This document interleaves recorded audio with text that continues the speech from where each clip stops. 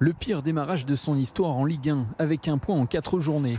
Une place de lanterne rouge pour la première fois depuis 28 ans. Une explication musclée des supporters allant contre les joueurs.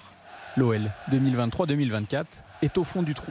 On le vit très mal, bien sûr qu'on le vit plus que mal. Maintenant on est au plus bas, on est dernier. Il faut se réfugier dans le travail. Je ne crois pas qu'il y ait de prise sportive. C'est juste que là, le projet met un peu de temps à démarrer.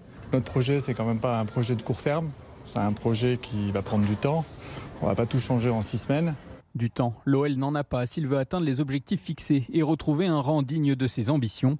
D'autant qu'en plus de ses difficultés sportives, le club doit régler ses problèmes extrasportifs. La guerre entre le clan Textor et le clan Aulas est clairement nocive. Ça a été quand même un cirque cette semaine. On a parlé beaucoup de choses, mais pas forcément de sport.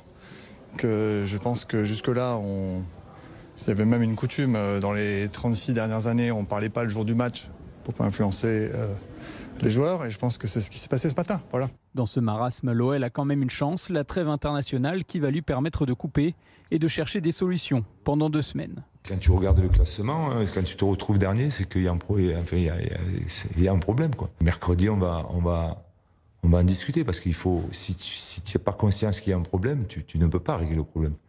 Donc il faudra être vrai, il faudra dire la vérité. Laurent Blanc aura-t-il l'occasion de régler le problème? Rien n'est moins sûr. Cette 3e défaite en 4 matchs a encore un peu plus fragilisé sa position.